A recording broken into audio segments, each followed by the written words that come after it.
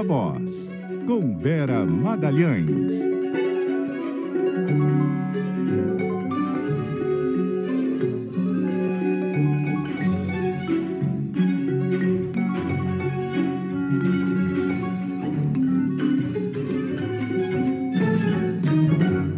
Vera Magalhães, boa noite, tudo bem? Oi, Carol, boa noite para você e para o Leandro, para todo mundo que nos ouve, quem assiste, Viva a Voz começando. Boa tarde, Vera. Veio aí o plano de socorro, hein? Veio aí, finalmente. Finalmente veio aí o plano. O Igor Cardim conta os detalhes para nós, acompanhou lá a entrevista coletiva, o anúncio. Entrevista coletiva não, né? Foi um pronunciamento, enfim, um evento para o lançamento desse pacote. Oi, Igor, boa noite para você de novo. Oi, Carol, muito boa noite para você, para Vera, o Leandro, também os nossos ouvintes. Pois é, o governo anunciou o adiamento de impostos por 2 meses às empresas mais afetadas pelo tarifaço, além de uma linha de crédito de 30 bilhões de reais a taxas mais acessíveis. A prioridade será dada aos mais afetados e pequenas empresas que também poderão recorrer aos fundos garantidores que terão aporte adicional de 4 bilhões e meio de reais. Mas, para ter acesso às linhas de crédito, o governo exige que as empresas mantenham empregos. Após o pedido das indústrias, o governo ampliou o Reintegra, que é esse programa para médias e grandes empresas. O programa devolve em crédito até 3% do que for exportado. As pequenas empresas que já eram atendidas terão crédito de até 6%. O limite será de 5 bilhões de reais. Por causa das medidas, a equipe econômica quer tirar 9 bilhões e meio de reais da meta fiscal, diferente do que o ministro Fernando Haddad tinha dito. No anúncio, o presidente Lula afirmou que fará o que tiver ao alcance para minimizar os impactos, mas que a bola está com o Congresso. Lula fez questão também de se reunir com os presidentes da Câmara e do Senado antes. A MP entra em vigor imediatamente, mas precisa do aval dos congressistas. Lula afirmou ainda que o governo não fará nada para piorar a relação com os americanos, mas que se for para brigar, vai brigar. O governo também prorrogou o Drawback, o programa que suspende impostos sobre a compra de insumos necessários para fabricar o que seria exportado. As empresas terão 1 ano para conseguir vender as mercadorias. Além disso, a MP permite que a União, estados e municípios possam comprar de forma simplificada produtos perecíveis que não foram enviados aos Estados Unidos, como frutas, peixes e mel. Para evitar a perda desses alimentos, eles poderão ser comprados para uso em alimentação hospitalar, merenda escolar e até no sistema prisional. Vera. Igor, você disse que o presidente falou ali sobre a necessidade de manutenção dos empregos, mas teve também muitos recados de cunho político no anúncio do plano, né? Todos endereçados aos Estados Unidos. Que tom que o presidente, o vice-presidente e o ministro Haddad usaram? Pois é, o presidente Lula rebateu o relatório do governo dos Estados Unidos de que o Brasil não respeita os direitos humanos e disse que é preciso olhar o que acontece no país que acusa e que não vai aceitar essa pecha. E ninguém está desrespeitando a regra de direitos humanos como estão tentando apresentar ao mundo. Porque os nossos amigos americanos, toda vez que eles resolvem brigar com alguém, eles tentam criar uma imagem de demônio contra as pessoas que eles querem brigar. É assim com a América Latina, é assim com o mundo árabe, é assim com os russos, é assim com o país asiático. E o Brasil não tinha, efetivamente, nenhuma razão para ser taxado e tampouco aceitaremos qualquer pecha de que no Brasil nós não respeitamos os direitos humanos. Na cerimônia, o ministro da Fazenda, Fernando Haddad, também subiu o tom, disse que o Brasil está sendo sancionado por ser mais democrático que o agressor, mas que vai seguir em frente. O presidente Lula disse ainda que vai realizar uma videoconferência para discutir alternativas de comércio com o BRICS e melhorar a relação com outros países frente ao tarifaço imposto pelos Estados Unidos. Disse ainda que está procurando novos parceiros, falou que já conversou com a Índia, com a China, com a Rússia e vai falar ainda com a África do Sul, França e Alemanha. Vera, Leandro e Carol. Obrigada, Igor. Vera, o que nós achamos, como diz o Sandenberg, das medidas anunciadas hoje? Pois é, ficou mais ou menos dentro do previsto. O governo acabou pondo mais coisas além dos empréstimos, né, que era o carro-chefe que a Fazenda estava preparando. Se dependesse da Fazenda, não entraria muito a questão tributária e fiscal, mas o Reintegra acabou entrando. É um programa que já existe, estava com uma alíquota muito baixa e agora vai ter alíquotas maiores para atender as empresas atingidas. Teve eu senti ali uma ênfase de todos os que falaram nessa coisa da necessidade de manter os empregos, e para isso serão criados alguns mecanismos de acompanhamento da atividade de empregos e desempregos nessas empresas que aderirem ao pacote, e também essa ênfase em dizer que vai se ajudar principalmente os pequenos e aqueles que realmente exportam para os Estados Unidos e dependem das exportações para os Estados Unidos para manter o seu negócio. Então, uma coisa mais focada e que o governo promete verificar ali com lupa para evitar desvio de recursos, evitar que quem não precisa também acabe surfando na onda dos benefícios e, com isso, também zelar para que não haja um grande impacto fiscal das medidas, porque a gente sabe que elas vão ser tiradas do arcabouço, não vão contar para fins de cumprimento da meta fiscal, mas ainda assim são desembolsos, são gastos que acabam, no final, impactando as contas públicas, tem um impacto na definição de recursos para o orçamento também de 2026. Então, a ideia foi circunscrever ao mínimo e ver se a diversificação de mercados, a busca por reencaixar essas exportações para outros países ou até voltar alguma parte dessa produção para o mercado interno com alguma ajuda do governo nesse sentido, se isso é o suficiente para evitar um tombo muito grande das exportações brasileiras, evitar uma perda que depois impacte no resultado final do PIB, etc. Então, o governo vai ficar acompanhando e, se sentir que o baque foi maior do que o previsto, novas medidas não estão descartadas. Tanto Lula quanto Haddad falam em vários momentos, num primeiro momento, para agora, o que se tem é isso. Então, outras medidas podem ser avaliadas, assim como medidas da chamada reciprocidade, portanto, medidas para retaliar os Estados Unidos em alguma medida. E nada disso foi anunciado ainda, mas o Lula deixou claro que ainda está ali sendo analisada essa possibilidade. E era esperado que tanto Lula quanto o ministro Fernando Haddad defendessem a soberania nacional depois daquele relatório que foi divulgado ontem. A gente trouxe aqui no Viva Voz por parte do Departamento de Estado dos Estados Unidos, falando em depreciação dos direitos humanos, né? Exato. Leandro, eu achei que até o tom foi bastante moderado, comedido.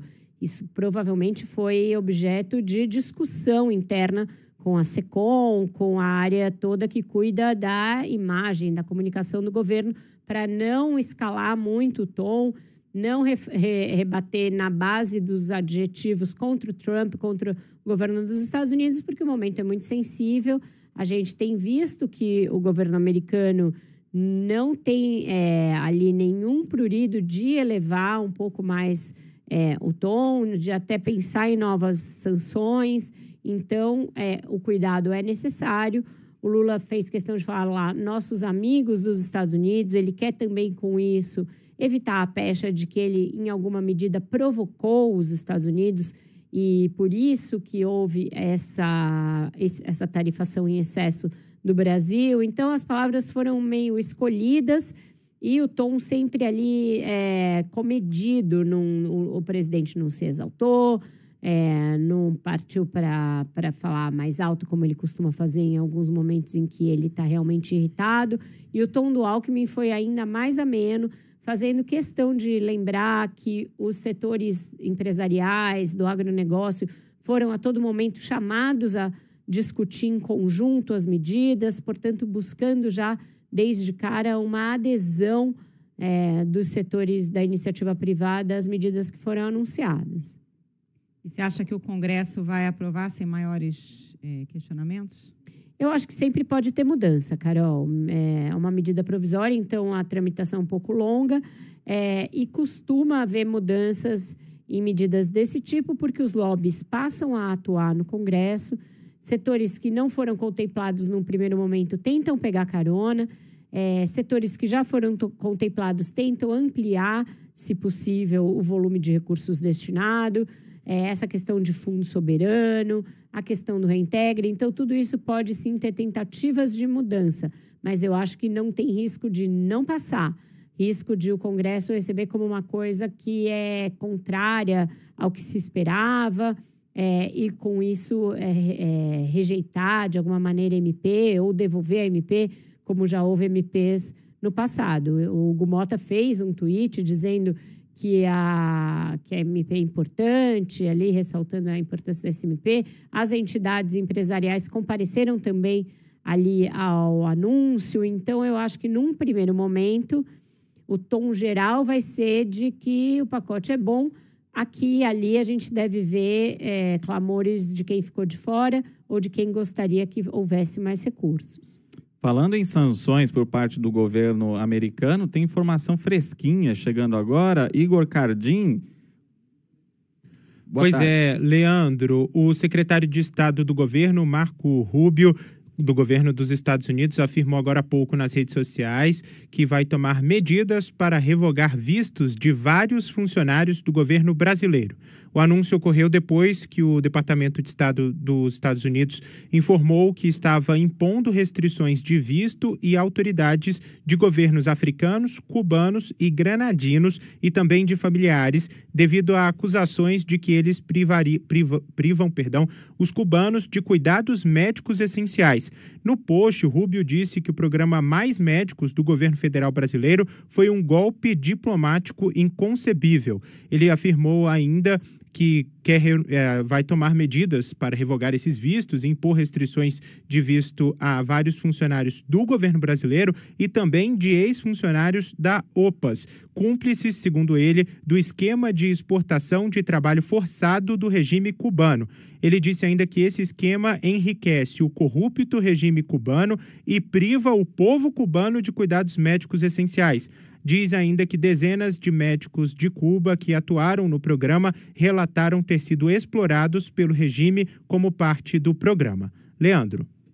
Obrigado, Igor Cardim. Não ficou claro para mim, não sei para vocês, se Marco Rubio está falando de novas medidas, né, contra novos funcionários do governo brasileiro, ou se ele está se referindo aos vistos já suspensos, né, de ministros do STF, do Procurador-Geral da República, Paulo Gonet. Me parece que está falando de novas sanções, ele fala funcionários do governo.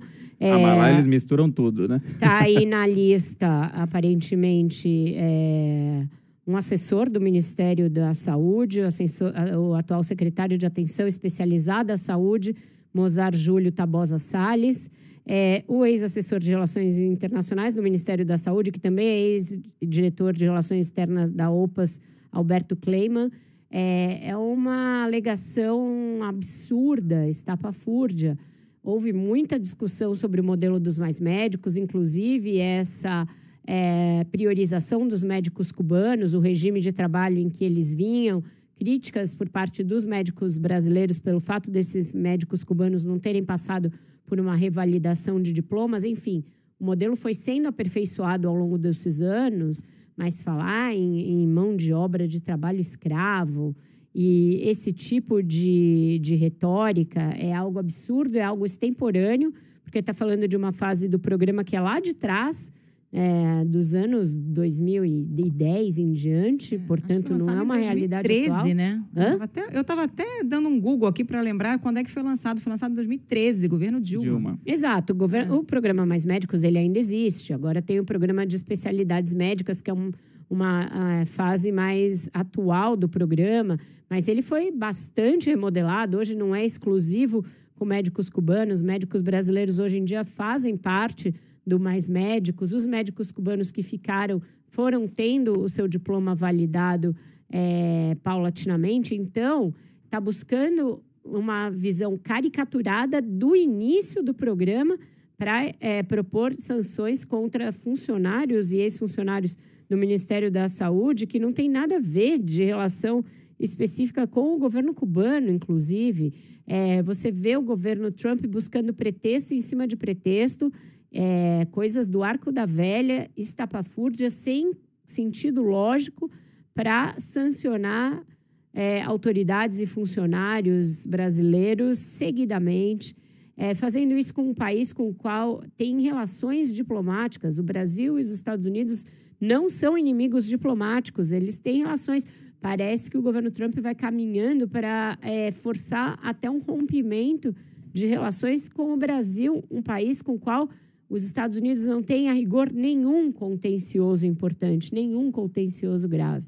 É muito estarrecedor isso que está acontecendo, é preocupante, expõe todo brasileiro que tem negócios nos Estados Unidos, que tem familiares nos Estados Unidos, que pode ter de participar de qualquer tipo de conferência, simpósio, qualquer coisa nos Estados Unidos, que tem filhos que estudam nos Estados Unidos, há um estado de insegurança a respeito da permanência dos seus vistos, dos vistos já obtidos, da obtenção de novos vistos, porque vai se criando uma situação tal em que o Brasil vai passar a ser penalizado seguidamente, inclusive os seus civis.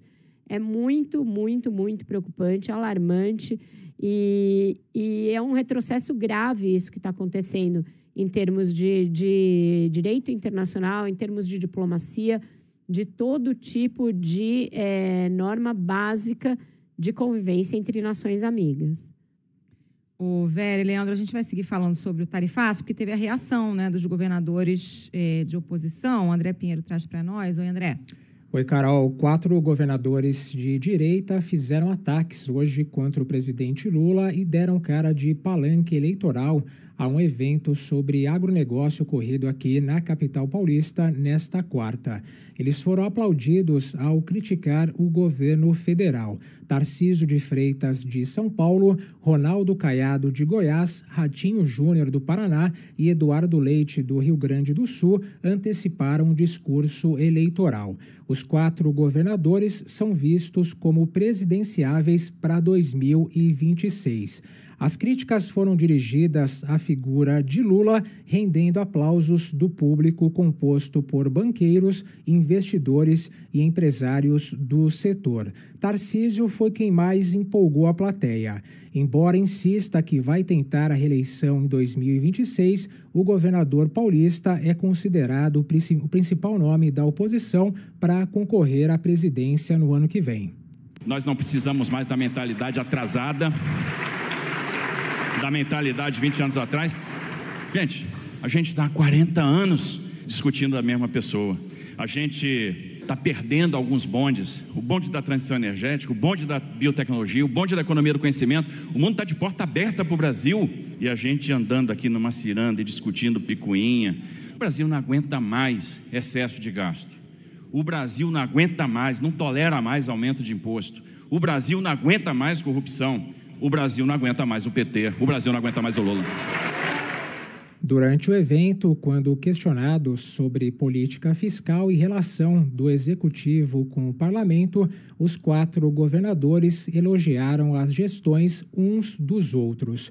Eles também defenderam renovação ao falar sobre o cenário eleitoral do ano que vem e disseram fazer parte de uma nova safra de políticos. Eduardo Leite lembrou que Lula disputou 7 das últimas 10 eleições presidenciais e citou os governadores que estavam com ele como nomes viáveis para a disputa. O país precisa virar essa página para uma nova geração, né? E aqui tem uma parte dessa nova geração, ou de uma geração mais antiga, Caiado, que eu vou te incluir, mas que está com sede e vontade, como da nova geração aqui, vou te incluir nessa também.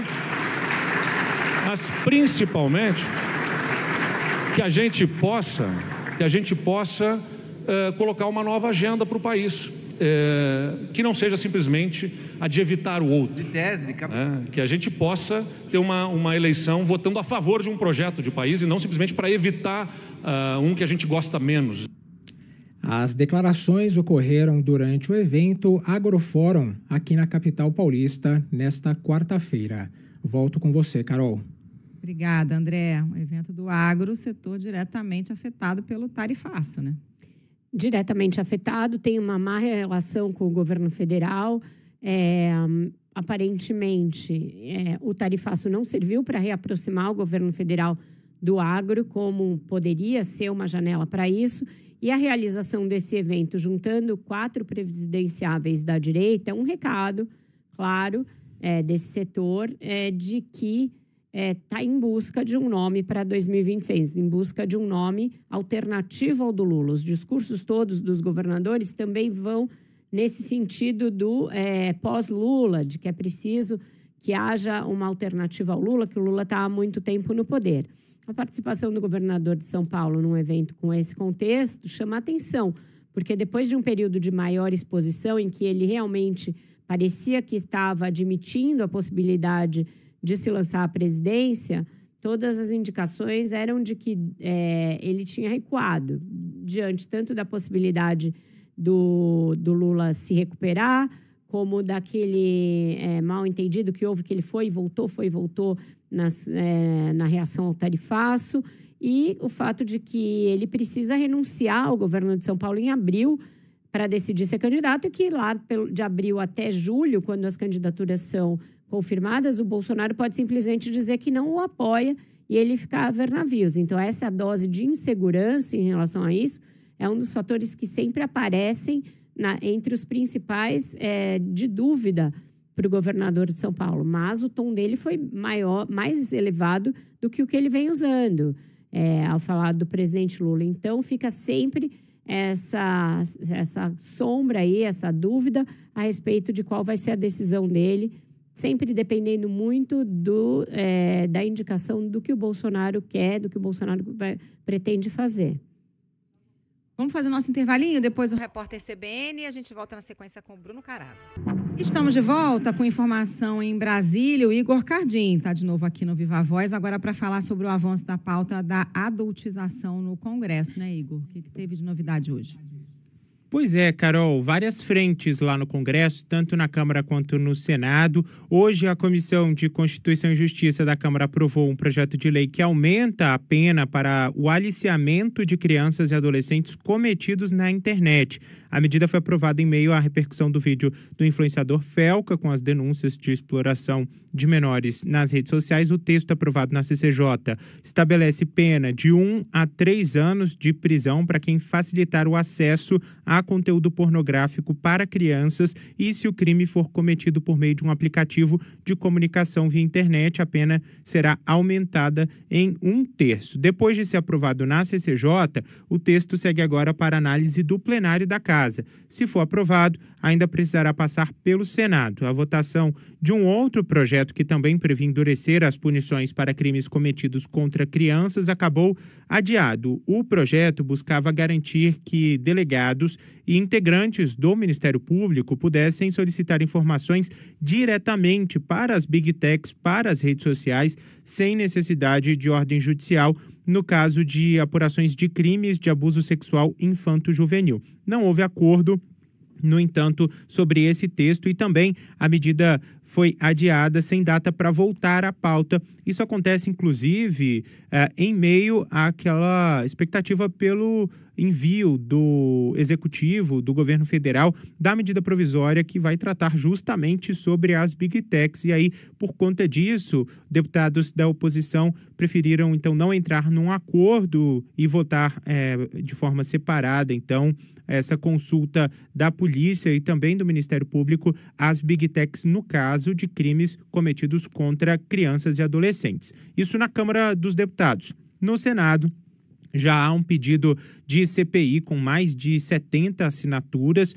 Esse pedido, então, agora vai para a mesa do senador presidente do Senado Federal, Davi Alcolumbre, para que ele analise, então, a abertura, faça a leitura e depois a abertura dessa comissão parlamentar de inquérito. Já há, então, um consenso quanto a isso. E a CCJ do Senado aprovou hoje também o convite ao influenciador digital Felca para participar de uma audiência pública sobre a circulação dos conteúdos que promovem a adultização e a sexualização de crianças e adolescentes nas redes sociais. O requerimento é de autoria da senadora Elisiane Gama e também prevê a convocação de representantes das principais Big Techs que atuam aqui no Brasil. O objetivo é cobrar explicações das empresas sobre falhas no controle e na proteção de menores de idade. Lembrando que ontem o presidente da Câmara, Hugo Mota, já tinha anunciado também nesse bojo aí de ações do Congresso no combate à adultização nas redes sociais, aquele grupo de trabalho que deve durar aí cerca de 30 dias a partir da quarta-feira da semana que vem, para receber especialistas, integrantes da sociedade civil e também os deputados para debater esse tema. Vera, Carol e Leandro. Obrigada, Igor. Vera, antes de você comentar, trazer só mais uma informação, porque o relator na Câmara do projeto mais avançado nesse combate à adultização, que é o Jadiel Alencar do Republicanos do Piauí, disse que o presidente da Casa, Hugo Mota, se comprometeu a votar essa matéria já na semana que vem. O texto já foi aprovado no Senado, vinha em debate já desde o ano passado, em mais de 50 reuniões técnicas. Então, hoje, o Hugo Mota teria se comprometido a tirar esse projeto da comissão e colocar em votação, levar esse assunto para a reunião de líderes também amanhã. Hoje teve uma reunião de um grupo formado por parlamentares, entre eles o senador Alessandro Vieira, o deputado Jadiel Alencar, representante do Instituto Alana e também a juíza Vanessa Cavalieri, da Vara da Infância e Juventude do Rio de Janeiro, com o presidente Hugo Mota. E aí, nesse encontro, então, ele teria se comprometido a agilizar a apreciação do texto. Vai ser necessário uma sistematização dessas propostas, para que não fiquem correndo em paralelo, provavelmente com teor parecido, mas não realmente idêntico, e com abrangências diferentes. O governo também disse que vai mandar o seu próprio projeto. O ministro Rui Costa disse ontem que o governo está trabalhando num projeto com ênfase e foco na punição das Big Techs que divulgarem conteúdo que expõe a crianças e a conteúdo adulto, ou a exploração de trabalho, ou algum tipo de erotização, porque quando a gente fala em adultização tem vários aspectos disso que se quer combater. Então, o correto seria que todas essas ideias fossem reunidas e discutidas em conjunto, para que não haja ali retrabalho, bateção de cabeça, disputa por protagonismo, que na verdade é o que está começando a entrar em curso.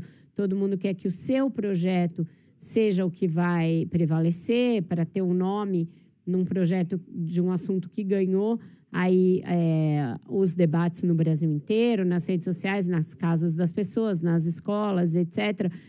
Então, mais do que uma busca por esse protagonismo, seria ideal que se buscasse a melhor maneira de discutir e a forma mais eficaz de agir num projeto só, com autoria compartilhada, inclusive entre governo e legislativo, que já tivesse uma coordenação também com o judiciário, porque muitas dessas medidas vão envolver a necessidade de se processar, punir quem abusa de crianças, quem promove esses conteúdos, quem explora trabalho infantil nas redes, etc. Então, eu acho que o momento era de pôr a bola no chão, ver tudo que tem e ver a melhor maneira de discutir em conjunto e sem retrabalho e sem bateção de cabeça.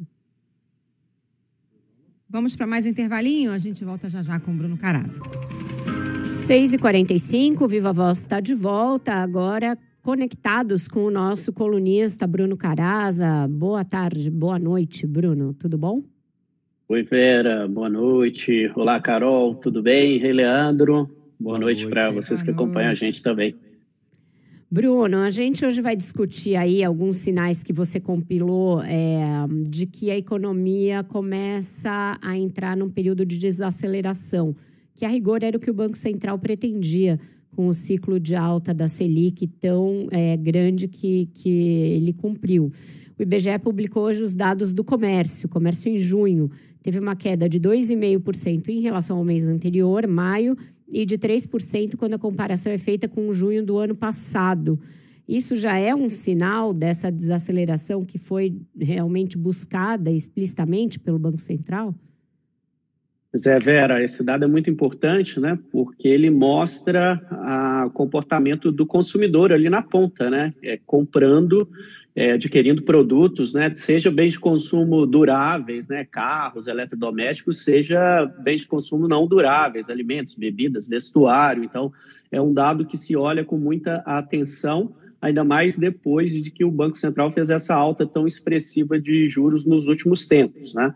E aí a gente percebe, não apenas por esse dado que você citou, né, que é o desempenho das vendas no mês de junho, mas quando a gente olha, inclusive, numa perspectiva histórica, a gente vê realmente que a economia ela está girando, pelo menos no comércio, num ritmo mais lento, né? O varejo, em geral, ele estava crescendo num ritmo de 4% ao ano no final do ano passado, e agora ele já esfriou para 2% ao ano. Então, ainda está expandindo, então ainda estão crescendo as vendas, mas num ritmo mais lento, né, que é o que o Banco Central esperava quando ele aumentou os juros, né? E a gente vê isso claramente no caso da venda de veículos, de motos, de peças, né? Porque são itens de valor muito alto que as pessoas precisam pegar emprestado dinheiro emprestado para comprar em geral, e a gente observa que um ano atrás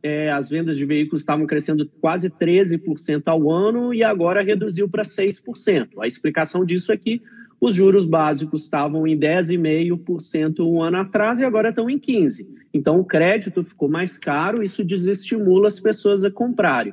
Mas há um dado também interessante que até no varejo das coisas do dia a dia, a gente também percebe essa desaceleração. Se a gente pega as vendas de supermercado e de hipermercado, também estava girando em torno de 5,4% no final do ano passado, agora caiu para 2,3%. E isso é interessante porque a gente está num contexto que tem mais gente trabalhando, né? O desemprego está na mínima histórica, a massa salarial, que é o rendimento das pessoas, está em alta, até por causa também dos benefícios sociais, e apesar disso, as vendas estão esfriando, né? A explicação que o varejo dá, tem 3 explicações principais que os varejistas dão. O primeiro é que os juros subiram, então as compras no cartão de crédito ficaram mais caras. A inadimplência está muito alta no Brasil, né? O Serasa aponta que tem 78 milhões de pessoas no Brasil com alguma dívida em atraso, então isso impacta na propensão das pessoas a quererem comprar. E tem o fenômeno das bets, que muitos varejistas culpam como um fator que drena recursos do consumidor do comércio. Então, é um combo de fatores, mas estão sinais muito claros de que a economia começa a desacelerar, pelo menos no lado da demanda, e isso pode ajudar o Banco Central aí nesse combate à inflação. Inclusive a gente teve o resultado do IPCA de julho ontem abaixo das expectativas do mercado, né? Isso dá esperança de uma redução dos juros ainda nesse ano?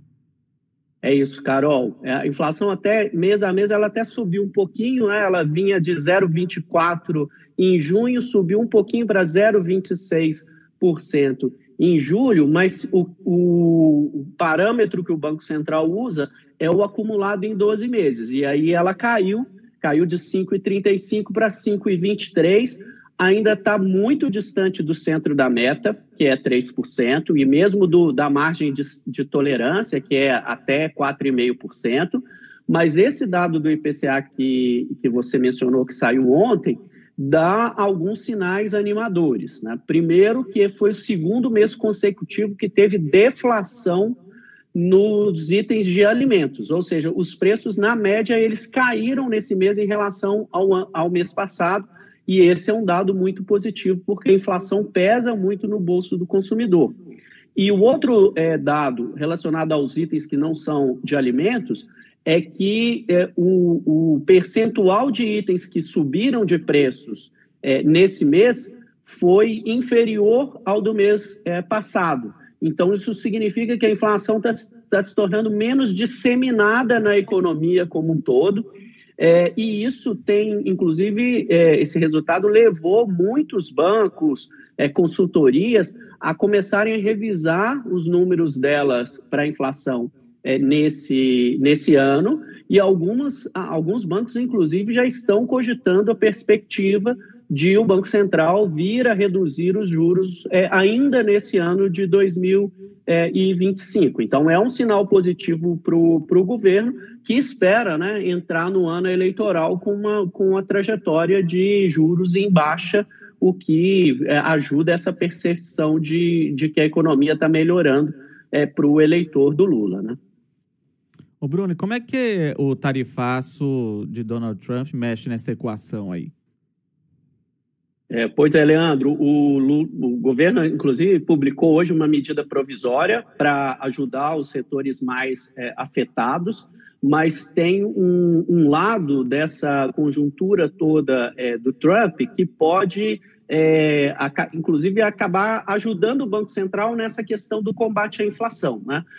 Primeiro efeito dessa guerra comercial que o Trump está fazendo com o mundo todo é que o dólar vem caindo em relação às principais moedas do mundo todo e inclusive, em relação ao real, é uma das maiores quedas no mundo. Então, um dólar mais baixo, como a gente está vendo agora, né, na casa de 5,40, 5,50, isso torna os produtos que a gente importa e que a gente exporta mais baratos, o que ajuda no combate à inflação.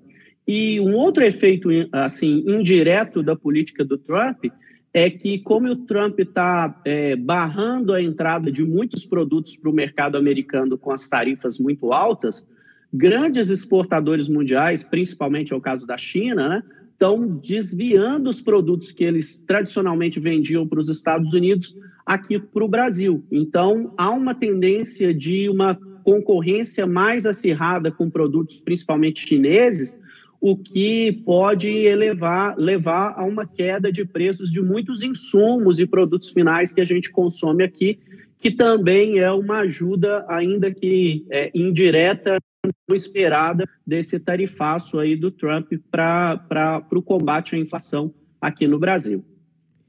Vamos ver como é que os preços se comportam, se o café baixa mais um pouco, e a gente vai continuar falando de todos esses assuntos que estão relacionados. Obrigada, Bruno. Até semana que vem. Como bom mineiro, o café é um item essencial, né, Vera? Tá na cesta básica do mineiro. Exatamente. Café e queijo. Tchau, tchau, pessoal. Até semana que vem. Bruno. Tchau, querida. Até semana que vem.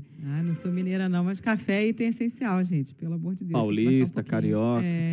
Brasileiro no geral, né? Tá 50 graus, a gente passa um cafezinho. Vamos mudar de assunto, gente. Falar sobre a PEC do fim do foro privilegiado, que deve entrar na pauta aí da próxima semana, aposta aí da oposição na Câmara. A Samantha Klein tem informações para nós. Conta, Samantha, boa noite. Pois é, boa noite, Carol, Vera e Leandro. Essa, pelo menos, é a estimativa da oposição, que afirma que está trabalhando e que a PEC do foro privilegiado deve entrar na pauta da semana que vem. Inclusive, os líderes de partidos da oposição estão contando com o Centrão para isso.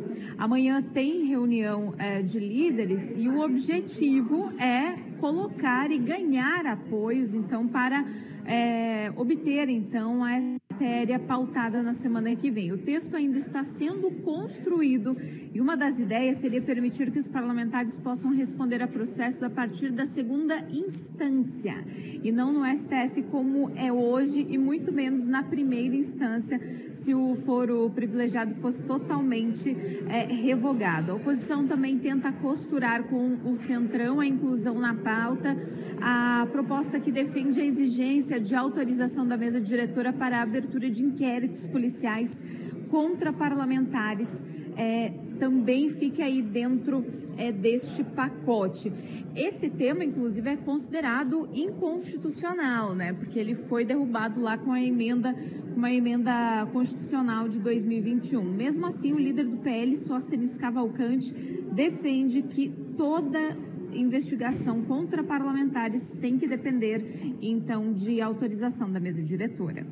Isso uma coisa é a PEC do fim do foro, outra coisa são as prerrogativas. Voltar ao texto originário da Constituinte de 88 prerrogativas. Pode-se fazer na mesma PEC? Pode. Será feito? Não sei. Vai depender do que vai ser construído de acordo aí entre os líderes partidários. Eu, pessoalmente, não tenho problema de juntar as duas coisas. Eu acho que o Congresso está tão fragilizado por alguns ministros do Supremo Tribunal Federal que a gente precisa, inclusive, de voltar ao texto originário da Constituinte 88. Não só ele, mas a oposição em peso acaba defendendo esse pacote como uma resposta frente ao Supremo Tribunal Federal. Inclusive, uma nota do deputado Zucco, que é líder da oposição, diz que a PEC do foro privilegiado só não foi pautada porque é necessário um pouco mais de entendimento de segurança jurídica. Com vocês. Obrigada, Samantha. E aí, vai para a pauta ou não vai, Vera? Aparentemente vai. Fez parte daquele acordo que foi ali feito com o intermédio do ex-presidente da Câmara, Arthur Lira, pelo menos incluir na pauta.